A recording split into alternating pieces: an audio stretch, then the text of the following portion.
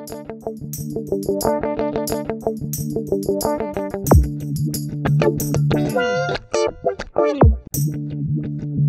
the EDIUS booth of IBC this year, we can see Matthew Scott demonstrating EDIUS 8.22. Many of you might be familiar with his tutorials. He has done plenty of them, and mainly about color grading and showing fancy new features. So we're happy to also get a short demonstration of the new features from you, live from IBC. Yes, thank you very much, Michael. It's great to be here. I love being here, and I love helping the community or just sharing what I'm passionate about EDIUS, because I'm not selling anything and I'm not trying to show you how you should do things.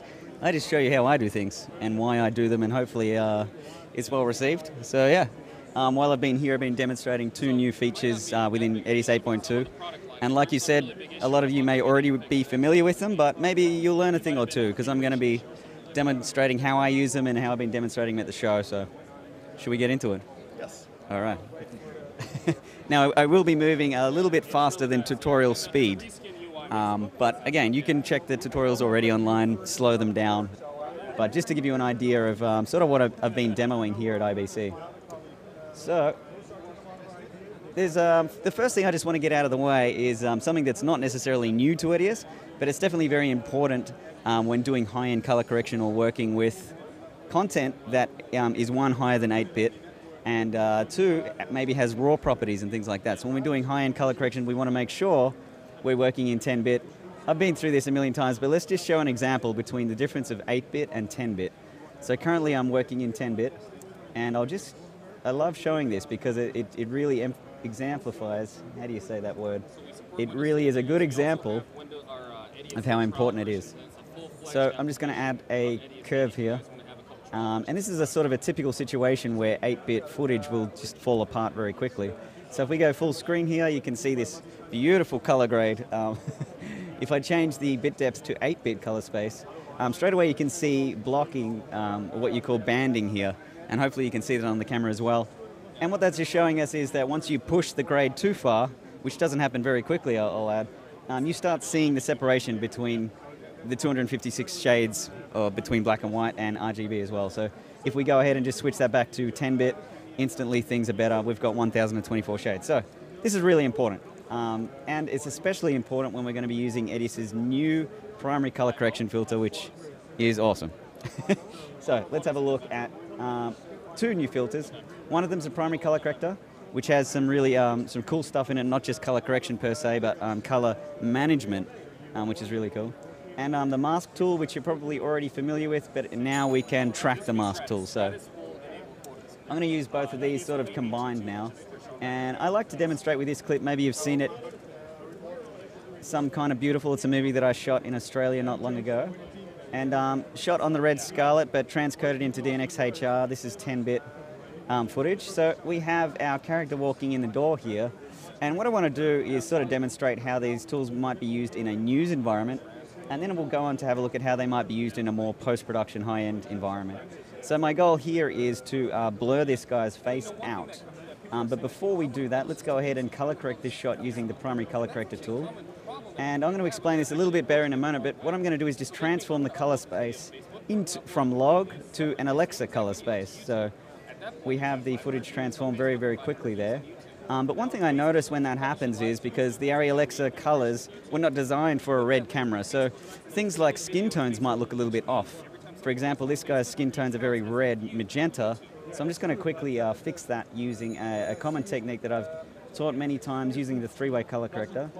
It's going to allow us to limit the hue, saturation and luminance using what's called a qualifier. So if I click on the color range, click on his skin a few times and then turn the key on, you can see that I've successfully very quickly created a key based on that color range.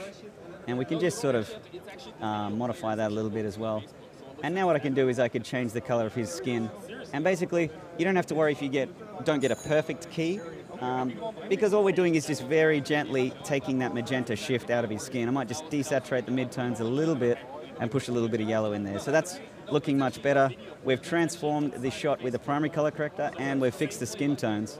Next thing I want to do is use the new mask tool. So we'll go ahead and drop the mask tool on there. And we're just going to create a very simple shape around this guy's head, and we're going to use this new tracking feature.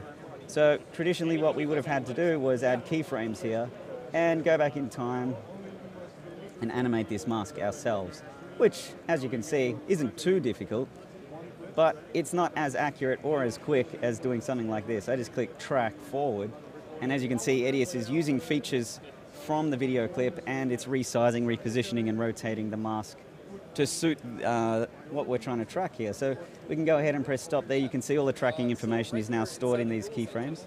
Now I'm going to track backwards. And sometimes you notice the tracker doesn't work perfectly, but we can always go in and just modify that. So I can just shift this over here and shift this over here. So very quick and easy, very easy to understand as well. But now the goal might be in a news environment to blur the guy's face out using a mosaic. So I'm going to go ahead and do that. All the news guys love a mosaic. They just love a mosaic. I'm going to soften the edge of the mask.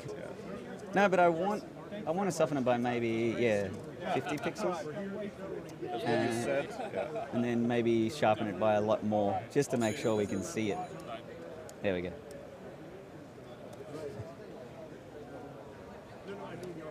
Yeah, so it just brings that extra crispness to the face, brings the highlight to the specular highlights in the eyes, and really helps you to connect with what you're supposed to be looking at here. So very subtle effects here, just gently affecting skin tones, gently affecting focus using a mask. But let's go ahead and do some more drastic color correction. And again, you've probably seen this clip. You can download it from my blog, mattscottvisuals.com. So I will just rush through it, but I'm going to show you how we're going to use the new primary color corrector as well to help speed things up a little bit. So there's a couple of goals here. One of them is to de-stretch this anamorphic footage. So I'm going to do that using a Lancos 3 high quality resizing algorithm, just to maintain the best possible pixel interpolation when stretching something out. And as you can see, this is shot with a Sony f55, and we're looking at S-Log3, so contrast and saturation needs to be changed or fixed. So there's probably many different workflows that people would take with this, but what I'm going to do is I'm going to go color correction primary color corrector, which is the new filter. And again, I'm going to use an Alexa LUT. So you'll notice we have all these camera transformation LUTs here. So I could go to a Sony Rec 709 LUT and transform it that way, but I actually like the Alexa LUT. I like the colors it does for skin tones especially, so if we add that... Where did you get all these LUTs? Oh yeah, so this one specifically, you can go to Ari's website and you can create your own LUT, and you can change like the knee in the LUT and what... Yeah, you can download it for free and you can create your own LUT at the Ari website. Some of the others, I've just Googled creative LUTs and people give them away for free. Some of them are terrible. A couple of them, like this one, I actually purchased, which cost me about $80 US, but it's very, very good, and I'm going to demonstrate that a bit later. So all these ones down here are ones that I've imported, and to import a LUT, you just click on this little icon up here, and then import using this import button. And when you click that, my USB hard drive out the back has to wake up. There it goes. And we can select a LUT and import it that way. So EDIUS will support 16-bit .cube LUT files, 3D LUT files.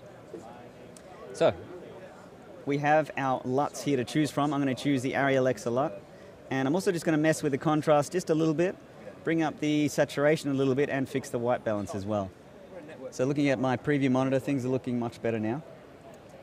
So you can see how quick and easy that was, much quicker and easier than my traditional color grading tutorials using the YUV curve through a color corrector. Of course, they are viable techniques, but it's more efficient, more effective to use RGB. So I'll get into this in a moment as well, but we're just going to use a LUT for this example. And now we're going to go ahead and change the color of her eyes. So I just want to show you how quick and easy that is, especially with a mask that automatically tracks. So just to show you how well the mask tracks, if I add a mask here and just track forward, you'll notice that the mask sticks very well to our eye, even though there's raindrops falling down, because it has a lot of features to track. So you really should experiment with the size of the mask that you're tracking and the position of the mask before you start tracking. So if you're not getting good results, try limiting the range the mask looks at, or try making it bigger as well. But in this case, we don't need a very specific mask. We just need something very general here, as long as we're not including anything outside of her face, because the idea is to key the blue. So we've got a blue background, blue top, and blue eyes. I want to focus my keyer inside of this mask. So let's go ahead and track this. And just as a quick tip, if you turn off your color correction filter before the mask, you'll get a quicker track, because that way the computer doesn't have to process the LUT, process the color correction, and then track. but we're just not going to do that because it looks better. So once we have our tracking data, you can see it's very quick and easy. Then we can go ahead and add a filter on the inside of the mask. And this is one thing I really love about EDIUS's mask compared to other masks. It's already set up for you to be very quick and effective. Like I've got an outside filter and an inside filter and a softening. I can do all this very quickly without having to make extra masks for the outside and things like that. So now we have our mask on the inside filter. I'm just going to use the chrominance keyer, which is here. And I'm going to use my eyedropper, turn my key on, and click on her eye.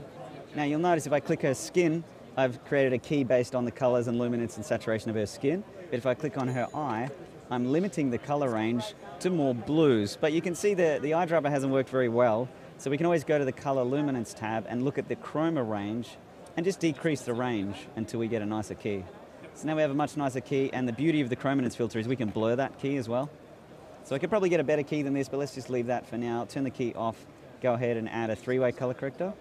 Now when doing things like eyes and brightening up or relighting someone's face, I always jump straight for the mid-tone contrast slider and just take away some contrast. And that way you're sort of brightening things up gently. It's a little bit easier than using a curve. And then I'm just going to drag sort of like a twilight orangey green into her eye. Go ahead and press OK. And you can see the result here. If I just duplicate this layer and delete those filters, yeah, we've got a great effect here using very simple tools in EDIUS, but very powerful tools. So when talking about the power of RGB processing, as you guys probably know already, EDIUS works in a YUV color space. And at least we get to work in 10-bit, and I showed the importance of that. But now that we get to process things in RGB, we can use things like LUTs, because an RGB is a very precise measurement, where YUV has lots of calculations in it. RGB is more direct. So what happens when you drag a clip to the timeline in EDIUS, it's instantly being processed in YUV. As soon as we go ahead and add our primary color corrector, it's all of a sudden being interrupted by this RGB debayer, and we're not even looking at YUV anymore. We are here, but on our output, we can look at RGB if we like, depending on the output card. But the point is the processing is happening in RGB. So why is that good? Well, one, for precision, so we can start using LUTs and things like that. But two, remember I used to demonstrate coloring with a YUV curve. And let me just quickly rehash that here. So we got the YUV curve. If we look at our scopes here, and we go ahead and adjust some contrast, you'll notice it doesn't matter what I do with this curve, my color does not change. So what that meant was, although this can be useful sometimes, just affecting the luminance only, often I want to increase saturation and do some saturation tweaks as well, which is another step. So I'd have to adjust my contrast here, and then go ahead and go Effect, 3-way color corrector, and you know me, I love adjusting saturation in the mid-tones, but now that we have the RGB curve, I find myself not using those filters anymore. Because if with the RGB curve, we turn our scopes on, and we go ahead and play with a similar curve, you'll notice what happens when I add contrast, I'm also increasing saturation. So this is really important. And it's just the way an RGB curve works, because basically you're playing with the strength of the brightness of each channel RGB, which in turn changes the luminance as well. So it's a little bit different to how YUV works, but as you can see, it's easier, and I think it looks better as well. I'm not exactly sure why, I don't know why it looks better, but I've done a lot of comparisons between YUV plus saturation and RGB, and it just looks better. I don't know what it is, so it's good. Maybe it's because it's being debayed in RGB first. So as you can see in this shot, it's looking much better, and boy does it look beautiful because I shot it. But it looks much better now that I'm color grading it as well. But instead of doing your own curve, now what I'm going to do is use a film emulation LUT. So you probably already know what a LUT is. It's a lookup table. We used an Arri Alexa one before. But this time what I'm going to do is I'm going to use a film emulation LUT. So I just downloaded these off the internet. Easy to find. Just type Google Kodak film emulation LUT. They're everywhere, they're for free. You'll find them in DaVinci Resolve as well. So I'm going to use this one here, the Kodak 2393. Go ahead and click OK. Now you'll notice with LUTs, they can be a bit fiddly sometimes because they expect two things, perfect exposure and perfect white balance. And even me, I don't get perfect exposure and perfect white balance. So we need to correct that, right? And we could correct it literally just with the exposure tab, but I find that sometimes I start clipping highlights that way and I don't get the true control that I want. But what you will notice is if you do use this curve, use this exposure slider, then what you're doing is you're maintaining the curve that's built into this LUT. So this specific Kodak LUT already has a curve in it, and it's very specific. It's supposed to emulate something. So as soon as I start playing with this curve, I'm changing the original LUT curve. So keep that in mind. If you don't want to change the original LUT curve, use the exposure slider. But it's me, so I always want to make it my own. Let's go ahead and change the curve. And this way I get to monitor my shadows and my highlights and create a look that I want. Now, along with that, I said the exposure is one thing, but also white balance is another one. So I'm going to adjust saturation here, and I'm going to bring the color temperature back a little bit just to cool this scene off. But look how beautiful this is. So easy to do, so quick to do. Plus we get to use LUTs. Everyone loves using LUTs, and now we can do that in EDIUS, so cool. Let's have a look at just enhancing this scene a little bit more. So I'm going to go Effect, and you guessed it, we're going to use the mask, but we're not going to track anything this time. I'll just zoom out here, reposition this over here, grab my mask, and I'm just going to draw a very simple shape, something that's going to emulate the light coming into the room. And I'm going to soften it by 1500 pixels. And I'm going to add filters on both the inside and the outside of that mask. So on the inside, I'm going to add a combined filter because I need more than one. And one of them, again, is going to be sharpness. I always like to draw focus to what you're supposed to be looking at. We can sharpen this quite a lot. Keep in mind that when you're working in Ultra HD, the sharpening effect has less effect when you're working in HD because this is a pixel measurement. So when you're in Ultra HD, you can sharpen it a lot more before you start seeing artifacts. So I'm going to go all the way up to 40. And as you can see on the 4K monitor there, it looks really, really nice. There's no point sharpening everything in the frame. You just want to sharpen what you want people to look at, right? So what else are we going to do in there? I still use the YUV curve sometimes. So let's go ahead and grab the Luma channel there and just bring it up a little bit, making sure we don't make it too hazy. So just grab my black point, bring it back down. And if we just have a look at before and after there, you can see the subtle effect that that has done. And then on the outside filter, I'm just going to use a three-way color corrector and just gently bring down the midtones and the shadows and desaturate the shadows as well. Go ahead and press OK, press OK. And look at what that mask has done. It's subtle, but it's helping you take your focus off the bottom left-hand corner and bring your focus more into the center of the frame. We can always go back and emphasize that even more, go back to the YUV curve, and just bring up that brightness even more. And you can see the difference there. Now we could go ahead and add another mask here and maybe just track and relight his face. Very simple to do, just add the mask there and start tracking forward. Now again, what we're doing now is we're processing a primary color corrector with a LUT, a mask shaft of light with sharpness, so our tracking is happening much slower. So if we go ahead and abort that, turn our filters off, we're going to get much faster tracking, as you can see there. So just a little tip when using the tracking tool. So that should do now just for this demonstration. We'll turn our filters back on, and even though we've already sharpened it by a hell of a lot, I'm going to go ahead and sharpen it even more. So we'll just finish off this demo with one more example here. But you can see the before and after, things are looking very nice. We've got this beautiful filmic look, and thanks to the LUT, our color transform was done for us. Now, speaking of color transform, let's have a look at this scene. The movie that this content is from is called The Resurgence, a fan-made Pokemon film, so look out for that. Shot that in Melbourne recently, got to plug that for Revolving Door Productions. But let's go ahead and add a primary color corrector here. And we've been talking about the curve, we've been talking about LUTs, but white balance is also so much easier now with this white balance slider. So it almost makes the white balance picker in the three-way color corrector redundant, because it is just so much easier, especially because we can fix magenta and green tint as well. So let's go ahead and first of all add a LUT. Now this time we're going to add that LUT I was talking about that cost me 80 bucks. It's a Kino 34 LUT, which is basically emulating Michael Bay's classic teal and orange look. It's way over the top, it's distasteful, but everyone loves it. So let's go ahead and apply that LUT. Now, like I said before, if your footage is not perfectly exposed with perfect white balance, the LUT's going to look terrible. So we need to fix the white balance, and we need to fix the exposure. And you know what? I'm not happy with this curve. It needs more contrast. So let's bring up the contrast a little bit, and let's back off the saturation a little bit. But look at what this LUT is doing. It's so cool. Look at the skin tone separation. The skin has become this extreme copper color, and we still have pure whites, but we have this teal. When anything's like gray, it turns teal. This is the teal orange look.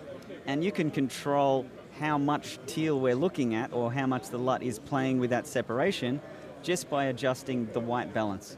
So the more warm you go, the less teal you get, and the cooler you go, the more teal you get. So somewhere in between, which is a perfect white balance, things are looking pretty good.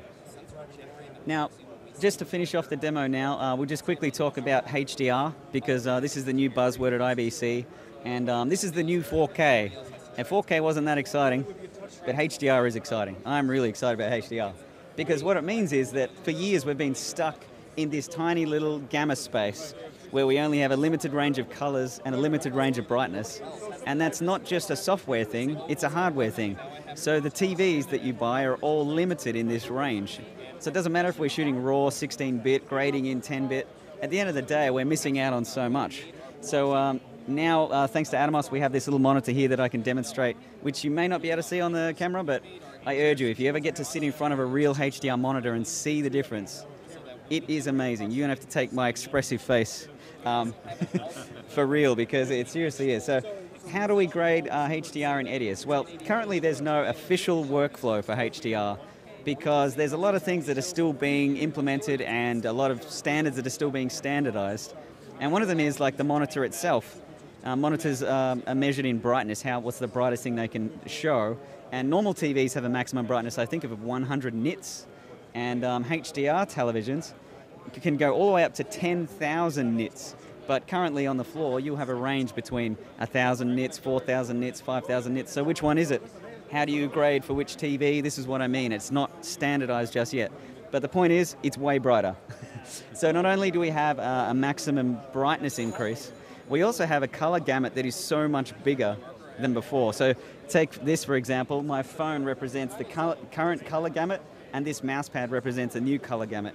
So much, much bigger, way more range of richness and saturation. And so now what I'm going to do is just go to my primary color corrector, right? Make sure our source is in a BT 2020 color space, because if you have a look here on our scopes, we're working in a BT 709 or Rec 709.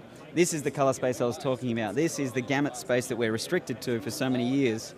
But now in BT 2020, obviously, we've maximized that. Excuse me, just burping up my hot dog from outside. I had this truffle hot dog, so delicious.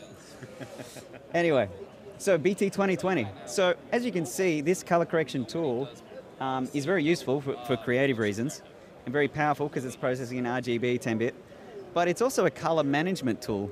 So as I talk about HDR workflows and EDIUS supporting it, I wouldn't really call this a super refined workflow, but at least we can do it. And what I'm saying is that I'm managing my project's color through this filter. But eventually, what we're going to be seeing is in project settings, maybe we'll have a drop down here which says SDR, HDR, and maybe you get to even choose the brightness of the nits of the television, something like that. So it's all going to be much easier to work with eventually. But just for now, let me demonstrate using the primary color corrector. As long as our BT 2020 is in action, and maybe I'll choose BT 2020 for my output as well, then what we can do is we can start grading in HDR. So it's going to look terrible here. We can't trust these anymore. This looks crap, but this little guy looks awesome. So what we need to do is actually change our monitor to show Atom HDR. So this is Atomos's interpretation of HDR using their own curve. And that's their proprietary thing at the moment, and it at least gives us an idea of what HDR could look like, especially since it gives us an indication of how many stops more we have access to. So if I slide this slider all the way to the left, we have 100% Rec 709, which is this current clamped color space, brightness range. If I slide it somewhere in the middle, now I'm having access to an extra 4 stops of dynamic range outside of that space. So this is what's exciting. Now, if I turn all this screen information off, the image looks dark, but look how much range we have here. I'm going to play with my curve, my RGB curve, and you can see here just not only the contrast is just phenomenal, but the saturation. There's something about HDR saturation, and it's because of that huge color gamut. When you increase saturation to like something crazy like that, yeah, it looks distasteful, And let me fix the white balance so it actually looks a little bit better. Yes, like you would never increase saturation that much, but maybe you would if it was like some cartoon movie about the Snow White or something. But the point is, in Rec 709, that amount of saturation looks terrible. Like it looks like a mistake. In BT 2020, Rec 2020, it kind of looks cool. Like there's just something magical about the colors and the brightness. So just quickly, what I've done is just scrub through to the end of this frame because there's a beautiful contrast ratio happening here. We have streaks of light coming in through here. And for those who are interested, that's a 2K Blondie outside shining through some slats of wood. I got some overhead soft boxes with tungsten balanced light and an LED in the fridge.